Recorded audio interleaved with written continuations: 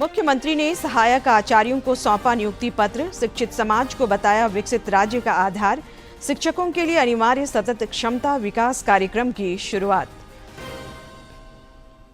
नई दिल्ली में आरोग्य सेतु 2.0 समेत स्वास्थ्य सेवा से जुड़ी डिजिटल पहलों की शुरुआत। राष्ट्रीय ग्रामीण विकास सम्मेलन में सशक्त ग्रामीण भारत पर मंथन।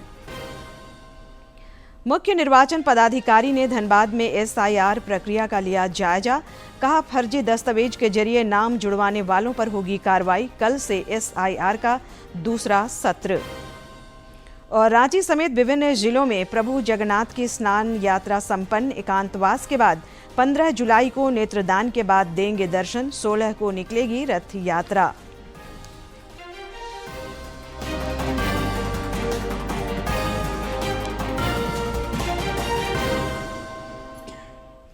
नमस्कार, खबरें झारखंड में आपका स्वागत है। मैं हूं संध्या दिमता और अब समाचार विस्तार से। राष्ट्रपति भवन में रक्षा अलंकरण समारोह का आयोजन हुआ। इस दौरान राष्ट्रपति द्रौपदी मुर्मू ने अदम्य साहस, शौर्य और राष्ट्र सेवा के लिए जवानों को वीरता पुरस्कार प्रदान किए।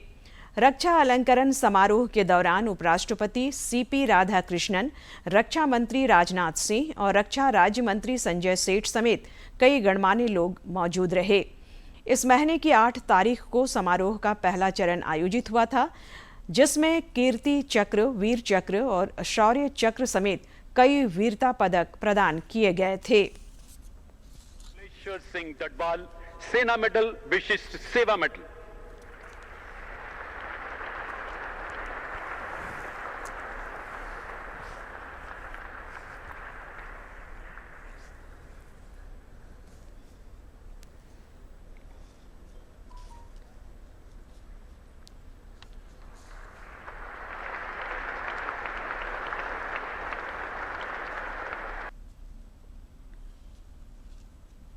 प्रधानमंत्री नरेंद्र मोदी ने सेशल्स यात्रा से संबंधित कुछ झलकियां सोशल मीडिया पर साझा किया है। उन्होंने भरोसा जताया है कि आने वाले 50 वर्ष नवाचार, सतत विकास और साझा खुशहाली के होंगे। श्री मोदी ने स्नेह के लिए सेशल्स के राष्ट्रपति और वहां के लोगों का आभार जताया। मेरी यात्रा ऐसे ऐतिहासिक अवसर पर हो रही है जब सेशल अपनी स्वतंत्रता के 50 वर्ष पूरे कर रहा है और हम भारत सेशल राजनयिक संबंधों की भी 50वीं वर्षगांठ मना रहे हैं। इन 50 वर्षों की यात्रा में हमने मित्रता को विश्वास में, विश्वास को सहयोग में और सहयोग को जन कल्याण में बदला है। Guardian of the blue horizon, इससे सम्मानित किया जाना मेरे लिए और 140 करोड़ भारतवासियों के लिए अत्यंत हर्ष का विषय है। मैं इस सम्मान को विनम्रतापूर्वक स्वीकार करते हुए उन सभी देशों को समर्पित करता हूं जो क्लाइमेट चेंज की चुनौती से लड़ रहे हैं और पर्यावरण संरक्षण को भावी पीढ़ियों के प्रति अपना दायित्व मानते हैं।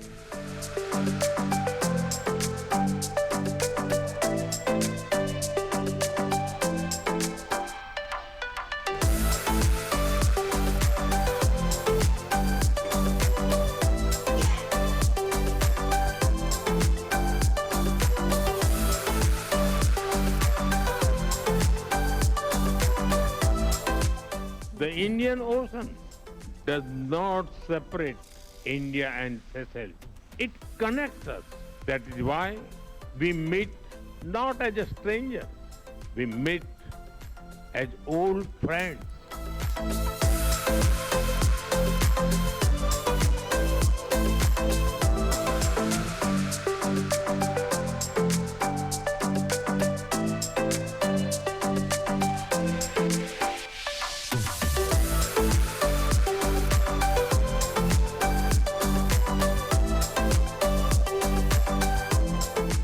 मेरी सेशल की यात्रा का संदेश स्पष्ट है।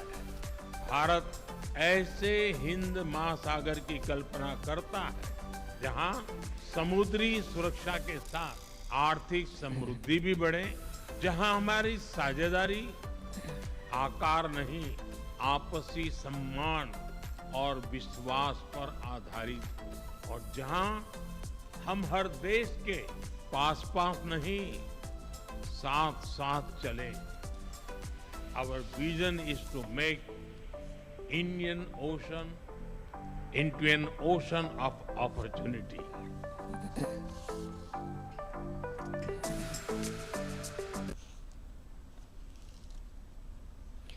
प्रधानमंत्री नरेंद्र मोदी ने भारतीय हितों की रक्षा के लिए आत्मनिर्भर भारत निर्माण की प्रतिबद्धता दोहराई है। उन्होंने मुख्य आर्थिक सलाहकार वी.ए. नागेश्वरन के एक लेख को साझा करते हुए कहा कि भारत ने वैश्विक स्तर पर मुश्किल और चुनौतीपूर्ण समय में जबरदस्त स्थिरता दिखाई है। यह माइक्रो इकोनॉमिक स्थिरता नीति निर्माण को संवेदनशील बनाने के फलस्वरूप हासिल हुई है। मुख्यमंत्री हेमंत सोरेन ने 1042 नौ चयनित सहायक आचार्यों को आज रांची में नियुक्ति पत्र सौंपा। मुख्यमंत्री ने इस दौरान अपने संबोधन में राज्य में बौद्धिक क्षमता निर्माण पर विशेष रूप से जोर दिया और इसमें शिक्षकों की भूमिका को महत्वपूर्ण बताया। उन्होंने कहा कि शिक्षित समाज विकसित राज्य का आधार है। इस दौरान मुख्यमंत्री ने शिक्षकों के लिए इस वर्ष के लिए अनिवार्य सतत क्षमता विकास कार्यक्रम की शुरुआत की। रांची के खेलगांव स्थित टाना भगत इंडोर स्टेडियम में नियुक्ति पत्र वितरण समारोह का आयोजन हुआ। समारोह के दौरान 1042 नौ चयनित इंटर और स्नातक प्रशिक्षित सहायक आचार्यों को मुख्यमंत्री हेमंत सोरेन ने नियुक्ति पत्र सौंपा और शुभकामनाएं दी। शिक्षित हमारा आने वाले पीढ़ी हो। आप देख रहे हैं कि आज हमारे युवा पीढ़ी उच्च शिक्षा के लिए देश के बेहतरीन कॉलेज के अलावा विदेशों में भी अपना शिक्षा ग्रहण करने के लिए जा रहे हैं और उसकी पूरी जिम्मेवारी सरकार ने। तो इसलिए शिक्षकों का एक बहुत बड़ा भूमिका समाज को दिशा दिखाने में, समाज में बेहतर वातावरण बनाने में भूमिका होती है। इस अवसर पर वित्त मंत्री राधा कृष्ण किशोर ने राज्य के चहुमुखी विकास की प्रतिबद्धता दोहराई। उन्होंने कहा कि वर्ष 2023 से अब तक JSSC के जरिए 38,903 नियुक्ति पत्रों का वितरण किया गया है। माननीय मुख्यमंत्री श्री हेमंत सोरेन जी के ही प्रयास का फल है कि 2020 से लेकर अभी तक JSSC के द्वारा लगभग 34,899 नियुक्तियां प्रदान की गई और झारखंड पब्लिक सर्विस कमीशन के द्वारा लगभग 4,000 यानी कि कुल 38,903 नियुक्तियां माननीय मुख्यमंत्री जी ने राज्य के युवाओं को दिया है।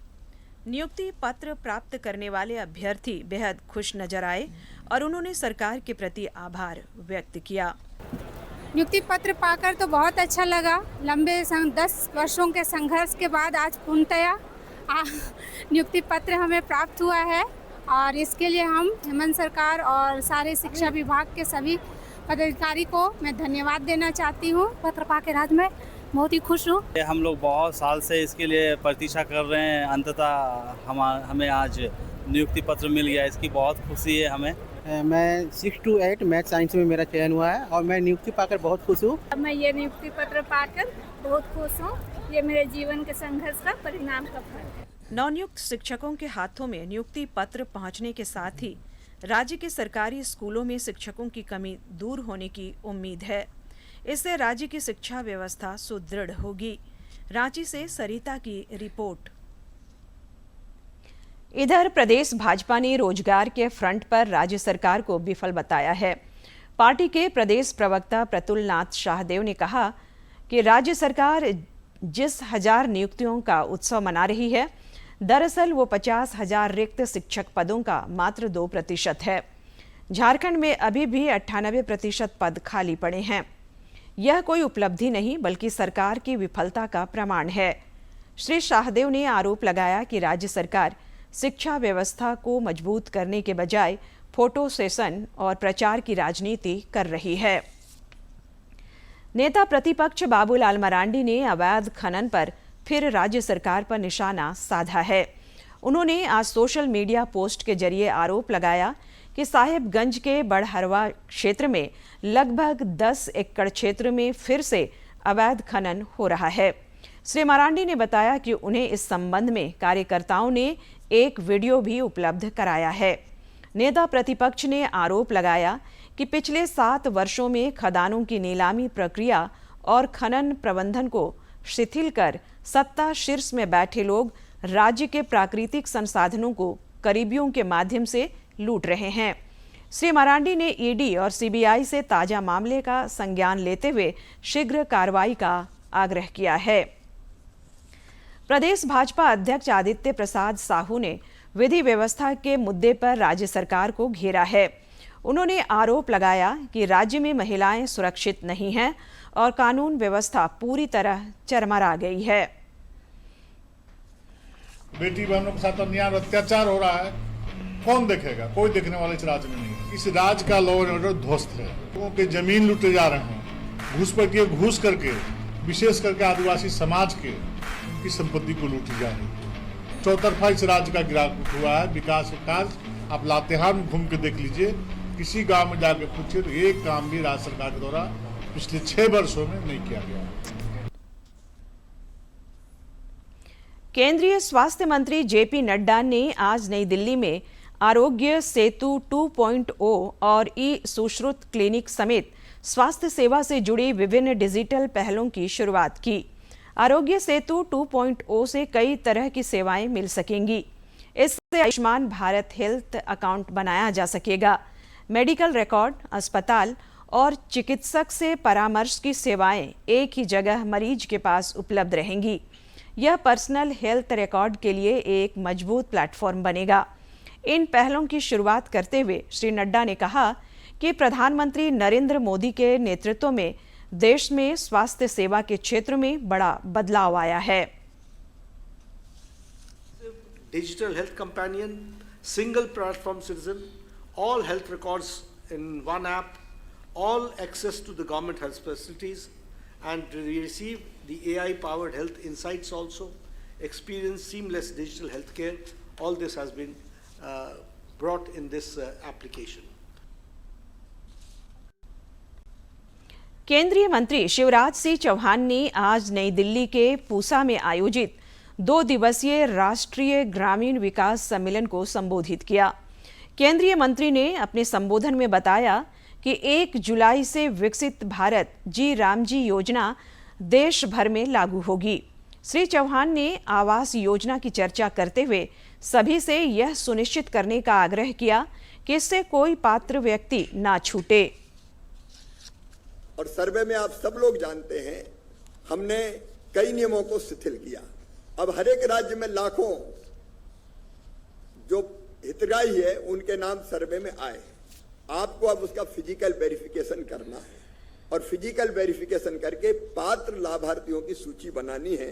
कई राज्यों में बन गई है, कई राज्यों में अभी नहीं बनी है। 10 जुलाई अंतिम सीमा है इसकी। मेरा निवेदन है पोस्ट डिलेशन प्रक्रिया को पूरा कर। इस सम्मेलन में हिस्सा लेने के क्रम में राज्य की ग्रामीण विकास मंत्री दीपिका पांडे सिंह ने केंद्रीय मंत्री शिवराज सिंह चौहान से मुलाकात की। इस दौरान ग्रामीण विकास और आजीविका समेत अन्य विषयों पर बातचीत हुई। श्रीमती सिंह ने कहा कि राज्यों के अनुभवों, नवाचारों और बेहतर समन्वय के माध्यम से विकसित ग्रामीण भारत के लक्ष्य को गति देने की दिशा में सम्मेलन महत्वपूर्ण पहल है। बाद में पत्रकारों से बातचीत करते हुए उन्होंने कहा कि संवाद का यह बेहतरीन मंच है। ग्रामीण विकास मंत्री ने कहा कि राज्य ने अपनी जरूरतों से केंद्र को अवगत कराया है। साथ ही साथ मनरेगा का बहुत सारा बकाया है और कई सारे स्कीम्स ऑन गोइंग है जो 30 जून तक ख़त्म नहीं हो रहा। उन परिस्थितियों में क्या होगा, उसको लेकर के हम लोगों ने अपनी बात यहाँ पर रखी है। और साथ ही साथ हमें ये लगता है कि मनरेगा को और स्ट्रेंथन करने की ज़रूरत थी। जो लीकेजेस थे उसे ख़त्म करने की बात थी, बजाय इसके कि बिल्कुल स्क्रैप करके एक नए से पूरी किसी व्यवस्था को लागू किया जाए। राज्यसभा के सभापति सीपी राधाकृष्णन ने आज संसद भवन में कई नवनिर्वाचित राज्यसभा सदस्यों को शपथ दिलाई। कर्नाटक से पुनर्निर्वाचित कांग्रेस के राष्ट्रीय अध्यक्ष मल्लिकार्जुन खड़गे ने भी शपथ ली।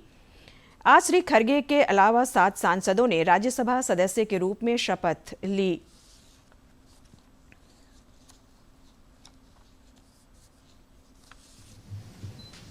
मैं मल्लिकार्जुन खड़गे जो राज्यसभा का सदस्य निर्वाचित हुआ हूँ, सत्य निष्ठा से प्रतिज्ञा करता हूँ कि मैं विधि द्वारा स्थापित भारत के संविधान के प्रति सच्ची श्रद्धा और निष्ठा रखूंगा। मैं भारत की प्रभुता और अखंडता अक्षुण्ण रखूंगा तथा जिस पद को मैं ग्रहण करने वाला हूँ उसके कर्तव्य को श्रद्धापूर्वक निर्वहन करूंगा। Your all experience will be utilized by our house in the most prompt way. Thank you. Mansi ಮೆರವಣ್ Parmar. ರಾಜ ಎಂಬ ಹೆಸರಿನವನಾದ ನಾನು ತರುಣ್ ಚುಗ್ मैं राजेंद्र रत्नी देवी हीरालाल जी जैन श्रीमती अधिकारी मेम सारदा देवी एहकना मैं डॉक्टर अलका सिंह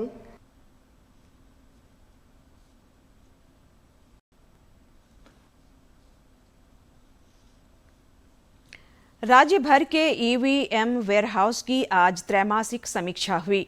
मुख्य निर्वाचन पदाधिकारी के रवि कुमार ने धनबाद में ईवीएम वेयरहाउस का जायजा लिया। उन्होंने जिले में एसआईआर की प्रक्रिया की भी अधिकारियों के साथ बैठक कर समीक्षा की। श्री कुमार ने स्पष्ट रूप से कहा कि जिन लोगों ने फर्जी दस्तावेज के जरिए नाम जुड़वाया है उन पर कार्रवाई होगी। 5 श्रेणी के लोग प्रारूप मतदाता सूची में शामिल नहीं होंगे। उन्होंने बताया कि कल से एसआईआर के दूसरे सत्र के तहत घर घर बीएलओ द्वारा एन्यूमरेशन फॉर्म का वितरण किया जाएगा। 2026 वर्तमान में मतदाता सूची में है, तो आपको एन्यूमरेशन फिल करके देंगे, उनका नाम प्राप्त रोल में आएगी। केवल 5 कैटेगरी है, उनका छोड़कर सब कुछ का नाम आ जाएगी। 5 कैटेगरी पहले बताया गया था, एब्सेंट है, परमानेंटली शिफ्टेड है, डेथ है, डुप्लीकेट है, कुछ विदेशी का नाम है वो यहाँ पर, मतलब वो कोई आदमी पहले था, उसमें 2 कैटेगरी आती। यहाँ पहले इंडिया में था भारत नागरिक था, यहाँ से दूसरा देश जाके वहाँ नागरिकता प्राप्त कर लिया, उनका नाम भी आएगा नहीं। बाहर का देश से इंडिया में आया, उनका अभी तक यहाँ नागरिकता प्राप्त नहीं हुआ, उनका नाम भी नहीं आएगा। कोई गलती से कर लिया तो उसी कैटेगरी में आएंगे उसको। केंद्रीय माध्यमिक शिक्षा बोर्ड सीबीएसई ने त्रिभाषा नीति पर दिशा निर्देश जारी किए हैं। बोर्ड ने कहा है कि कक्षा 10वीं के वर्तमान बैच को नई भाषा नीति का पालन नहीं करना होगा।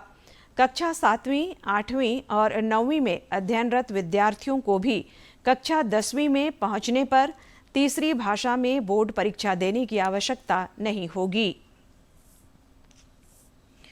राज्य के कई जिलों में आज प्रभु जगन्नाथ की स्नान यात्रा संपन्न हुई। प्रभु जगन्नाथ एकांतवास के बाद अब 15 जुलाई को नेत्रदान के साथ दर्शन देंगे। राजधानी रांची के धुर्वा स्थित ऐतिहासिक श्री जगन्नाथ मंदिर में भी स्नान यात्रा से संबंधित अनुष्ठान संपन्न हुए। अब 15 जुलाई को नेत्रदान के बाद भगवान जगन्नाथ दर्शन देंगे और 16 जुलाई को रथ यात्रा निकाली जाएगी। राजधानी रांची के धुर्वा स्थित ऐतिहासिक श्री जगन्नाथ मंदिर में प्रभु जगन्नाथ, भाई बलभद्र और बहन सुभद्रा को महास्नान कराया गया। इसके बाद तीनों एकांतवास में चले गए। पुरोहित रामेश्वर पाढ़ी ने बताया कि मिट्टी के 51 घड़ों के जल से महास्नान कराने की परंपरा है। आज का जो स्नान है इसे महास्नान कहते हैं, जिसमें कि प्रत्येक मूर्ति पर 51 घड़ा रखता है, मिट्टी का घड़ा रहता है, उसमें जल भर करके भगवान पर अर्पण किया जाता है।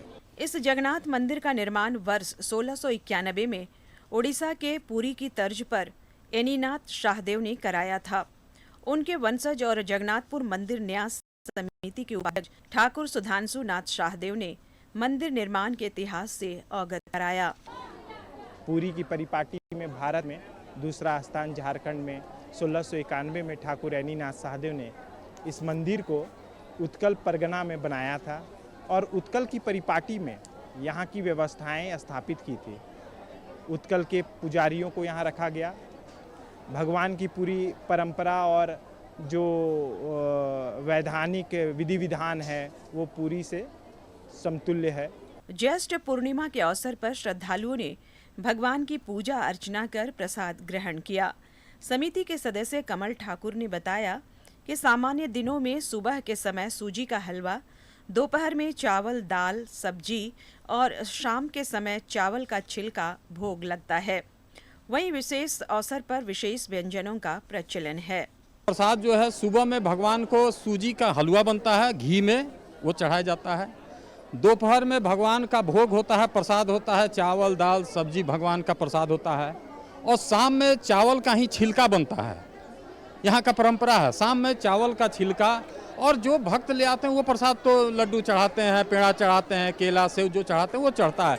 मंदिर परिसर में कई संस्कार भी हुए और श्रद्धालुओं ने भक्ति भाव से वैदिक मंत्रोच्चार के साथ पूजा अर्चना की। श्रद्धालुओं ने कहा कि यहाँ पूजा करने से मन को शांति मिलती है और मनोकामनाएं पूरी होती है। क्योंकि साल भर में एक बार भगवान स्नान करते हैं, जिस स्नान को महास्नान के नाम से हम लोग जानते हैं, तो मैं अपने आप को बहुत ही सौभाग्यशाली समझ रहा हूँ। अब सभी की निगाहें 16 जुलाई को निकलने वाली ऐतिहासिक रथ यात्रा पर टिकी है, जब हजारों श्रद्धालुओं की मौजूदगी में प्रभु अपने भक्तों को दर्शन देने रथ पर सवार होकर नगर भ्रमण करेंगे। रांची से सहयोगी सौरभ कुमार के साथ प्रणय प्रबोध की रिपोर्ट। अमरनाथ यात्रा 3 जुलाई से शुरू हो रही है। जम्मू कश्मीर के उपराज्यपाल मनोज सिन्हा ने इससे पहले अमरनाथ गुफा में प्रथम पूजा की।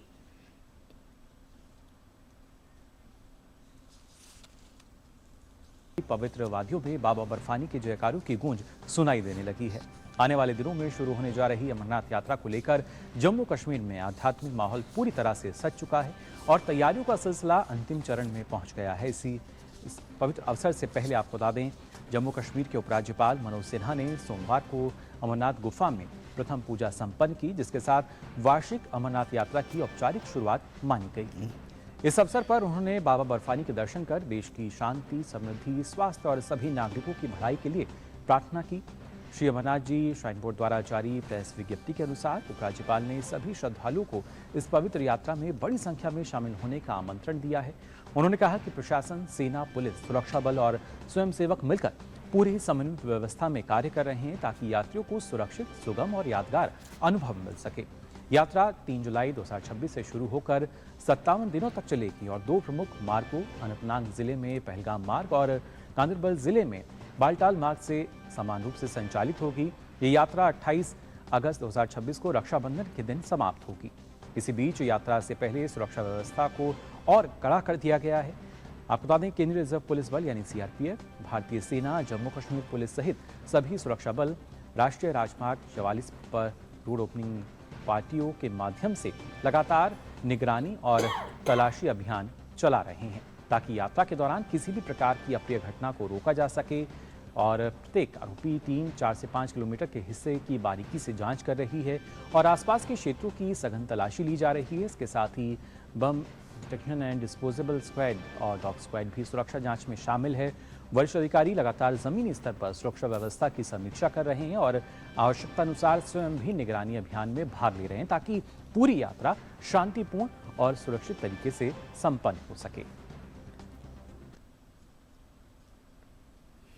राज्य भर में राष्ट्रीय पल्स पोलियो अभियान के तहत आज घर घर 0 से 5 वर्ष के बच्चों को पोलियो रोधी दवा पिलाई गई। पलामू के उपायुक्त दिलीप प्रताप सिंह शेखावत ने हमीदगंज क्षेत्र में अभियान की प्रगति का जायजा लिया। उन्होंने सभी अभिभावकों से बच्चों को पोलियो रोधी खुराक पिलाने की अपील की ताकि पलामू का कोई भी बच्चा इस सुरक्षा कवच से वंचित न रहे।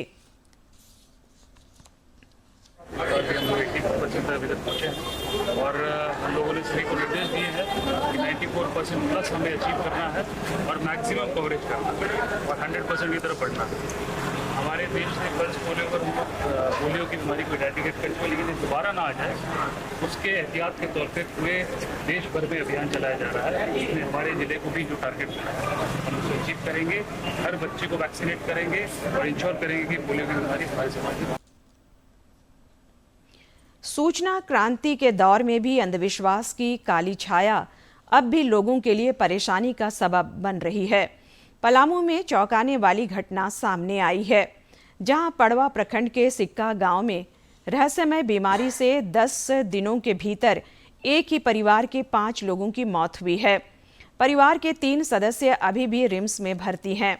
स्वास्थ्य विभाग की जांच में पता चला है कि बीमार होने के बाद परिवार इलाज के बजाय झाड़ फूंक का सहारा ले रहा था और परिवार के सदस्य कथित तौर पर लंबे समय से राख का सेवन कर रहे थे। राख के नमूने जांच के लिए एकत्र किए गए हैं। वहीं चिकित्सकों ने ड्रॉप्सी बीमारी और सरसों तेल की भी जांच की जरूरत बताई है। मृतकों का विसरा सुरक्षित रखा गया है। फिलहाल मामले की जांच जारी है। और अब मौसम की जानकारी। राज्य के कई इलाकों में आज अच्छी बारिश हुई। रांची में भी दोपहर में झमाझम बारिश हुई। मौसम विज्ञान केंद्र ने राज्य के विभिन्न हिस्सों में 5 जुलाई तक बारिश, आंधी और वज्रपात की संभावना जताई है। आने वाले दिनों में तापमान करीब 5 डिग्री सेल्सियस तक गिर सकता है। इधर आंकड़ों के मुताबिक राज्य में 1 जून से अब तक सामान्य से 61% कम बारिश हुई है। 2 दिनों के अंदर राज्य के बाकी क्षेत्रों में भी दक्षिण पश्चिम मानसून प्रवेश कर सकता है। अंत में मुख्य समाचार एक बार फिर।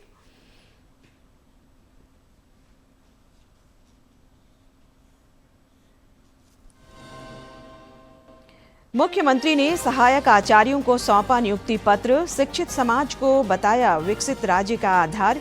शिक्षकों के लिए अनिवार्य सतत क्षमता विकास कार्यक्रम की शुरुआत। नई दिल्ली में आरोग्य सेतु 2.0 समेत स्वास्थ्य सेवा से जुड़ी डिजिटल पहलों की शुरुआत। राष्ट्रीय ग्रामीण विकास सम्मेलन में सशक्त ग्रामीण भारत पर मंथन।